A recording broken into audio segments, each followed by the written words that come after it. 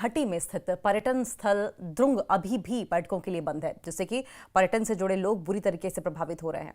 इन लोगों ने सरकार से द्रुंग को फिर से खोलने की अपील की है ताकि उनकी आजीविका को बहाल किया जा सके। पहलगाम आतंकी हमले के बाद सरकार ने कई पर्यटन स्थलों को सुरक्षा कारणों से बंद कर दिया था और कहा था कि स्थानों को चरणबद्ध तरीके से खोला जाएगा। हालांकि द्रुंग जैसे प्रमुख स्थल अभी भी बंद हैं, जिससे कि स्थानीय उद्योग पर गंभीर प्रभाव पड़ रहा है।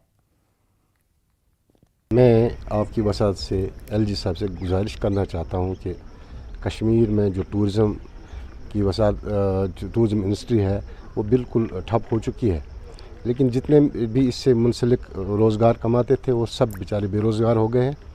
मेरी गुजारिश है कि जो यहाँ पे खुसूसन जो एक्टिविटीज़ होती थी लाइक ATVs हैं, बाकी जो एक्टिविटीज़ गुलमर्ग में होती थी ये बिल्कुल बंद पड़ी है।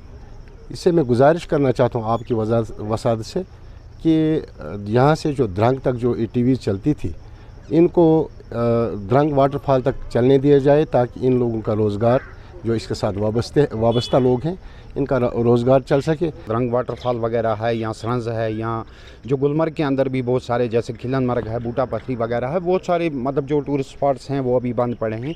लेकिन अगर हम इस पे देखते हैं, जो जब हम द्रंग की बात करते हैं, सबसे पहले जो यहाँ से ATV जाती है तकरीबन 200 के आसपास, जो उनके ऑनर्स और वो ड्राइवर वगैरह हैं, जो ऑपरेटर्स हैं, जिनका वो रोज़गार जो है ख़त्म हो गया है। ये मकामात जो है अभी बंद पड़ी है और ख़ास तौर पर द्रंग है, और जिसमें बहुत सारे लोगों का रोज़गार जुड़ा हुआ है, और चाहे ATV बाइक्स है या ढाबे वाले हैं या बाकी लोग जो सयाहत से जुड़े हैं, और वो उनका रोज़गार जो है काफ़ी मुतासिर हुआ है। और अब ये इंतज़ामिया से, सरकार से, LG इंतज़ामिया से भी अपील करते हैं कि इस द्रंग जो सयाहती मकाम है उसको सयाहों के लिए खोला जाए, ताकि रोज़गार के जो वसाइल है वो दोबारा खुल सकें।